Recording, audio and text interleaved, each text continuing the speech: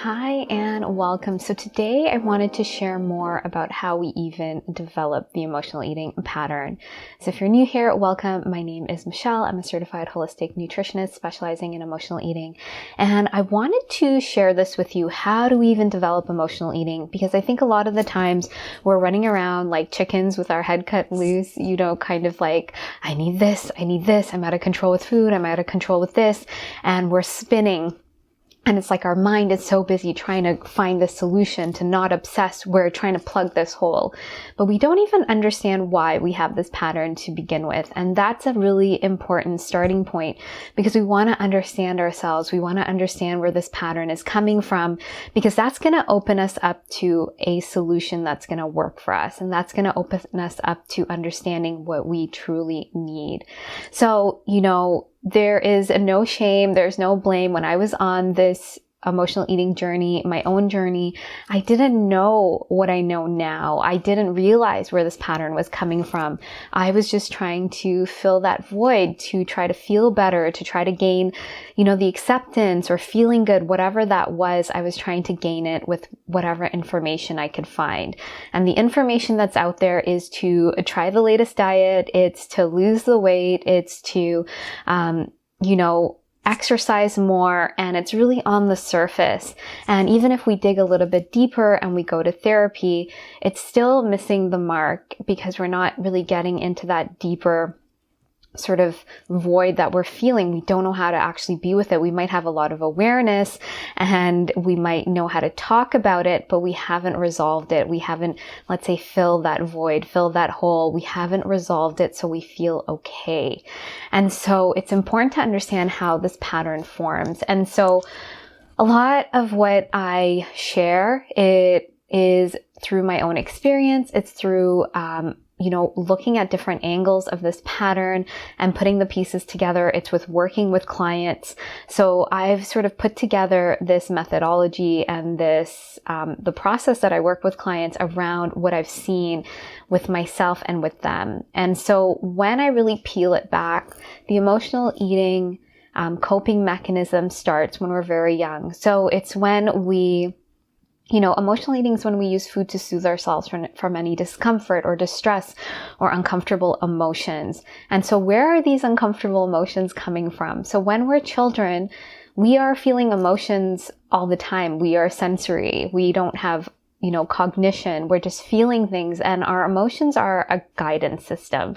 So whenever we feel, good or happy, we move in that direction. When we feel hurt or sad, it's meant to give us information. But we need our parents or caregivers to be able to help us move through this discomfort and these emotions because, of course, they feel uncomfortable in our body. And so what happens to a lot of us is that our parents or caregivers, they dismiss our emotions, they deny them, or they push them away, or they get angry with us for being too sensitive. Because when we have these big emotions, it actually triggers them into their emotions. And if they weren't modeled how to move through their emotions, it's really uncomfortable for them. So they shame us and they sort of suppress it. And that's what our society does. We're always looking for the next band-aid to sort of run away from our emotions because we don't actually know what they are. So most likely you wouldn't have gotten that modeling from them to move through their uncomfortable emotions, and they wouldn't have been able to hold space for you to move through those emotions and help you regulate your nervous system. And so this, these emotions, this uncomfortable feeling, it doesn't go away. It gets triggered. And so if we don't have parents or caregivers that we feel safe with to move through this, we hold it in. It doesn't mean it goes away. It lives in our body. It's stored as trauma, and we need something to take the edge off. And so food and nourishment and love are really interconnected. When we're babies, we're breastfed or we're fed, we're really close to our mothers.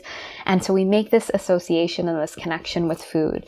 And food is also really pleasurable. So when we eat food physiologically, It gives us a dopamine rush. It's pleasurable. And some foods are more pleasurable than others and create that pattern in our brain more so. And that's usually processed foods because they're designed to be more addictive. And so they fill this void really well. But it's a temporary solution. It's a Band-Aid fix. And so we go through our lives and we might not notice we have this pattern because it's not like we're sitting around eating like bags of chips and cookies when we're really little. It's whenever this discomfort comes on, and we might have other coping mechanisms as well. This is just one of them.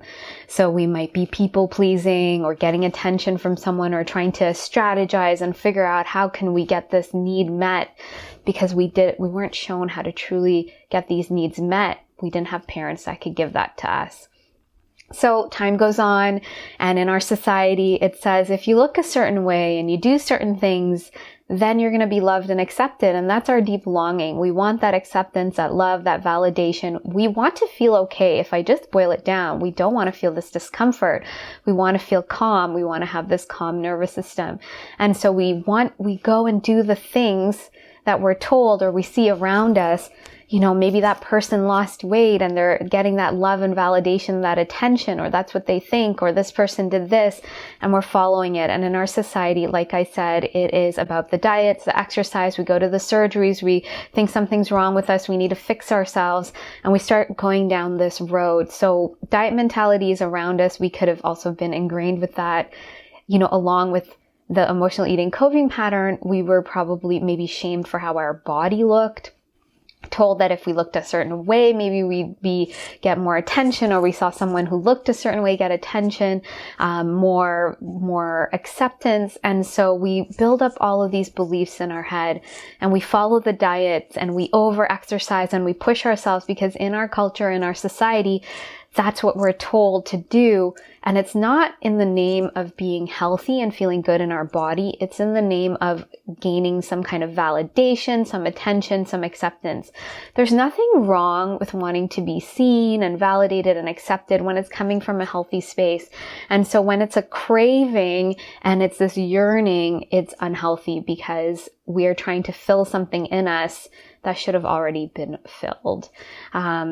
And so we go down this road and it becomes a slippery slope because all we can see is our obsession with food, obsession with our body, feeling out of control, our critical mindset. We feel just awful and we feel like something's missing, and we keep trying because of course we're left with this discomfort in our body.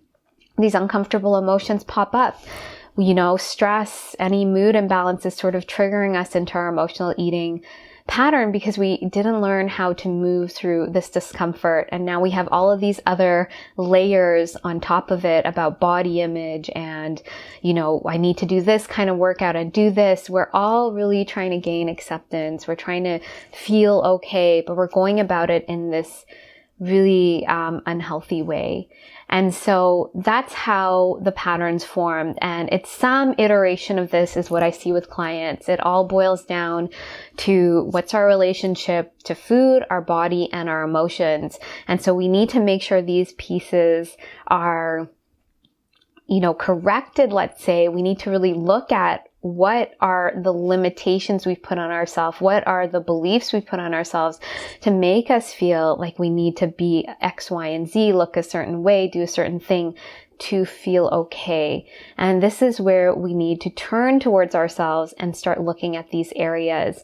And so this is a process because, like I said, it's like we start off with childhood and we do the layers. So we need to unpeel the layers because even if you resolve that initial emotional eating pattern and you still have lots of beliefs about your body or exercise and you should do this kind of workout to get, be healthy, those are limitations as well. So we need to look at all of it because it's all feeding into each other, and we need to really come back to a place where you're truly nourishing your body, you're accepting your body, and you're moving through those uncomfortable emotions so that you can move forward powerfully. And so this is so important. As we see how this pattern is formed, we need to unravel it. And so inside of the emotional eating evolution program, that's what we do. We unravel all of these layers, and each layer brings you closer and closer back to your true needs, what you needed in terms of nourishment, in terms of movement or rituals around your body. And you need to come back to really moving through those emotions, to feeling safe, to feeling regulated in your body. And so as we move through these 3 areas, this is how we resolve the emotional eating pattern.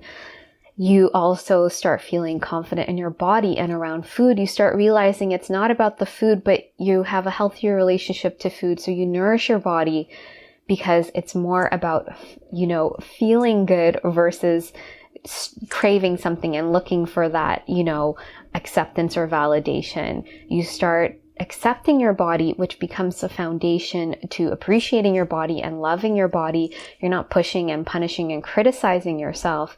And you move through those uncomfortable emotions, those unresolved events that created this pattern.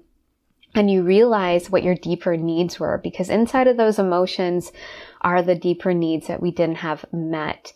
And so we get to resolve it on a body level where we hold trauma and we store it. So we need to get into the body in order to really shift this pattern. So all of these areas combined really help you move through this in a powerful way. So I just want to say, if what I'm saying to you is resonating, let me know. And if you have any questions, let me know as well. And I'd love to invite you to find out more about the Emotional Eating Evolution program. So this is the program. It's my step-by-step methodology. Inside of it, you will get the literal how-tos to move through this pattern. You get lots of support, guidance, and meditations to see your particular pattern and what's going on in your life to help you move through this and resolve it from the root, so you can finally feel confident in your body and around food and not obsess and just feel good and feel okay. So thank you so much for watching. Please be sure to like and subscribe, and I hope you have a great day.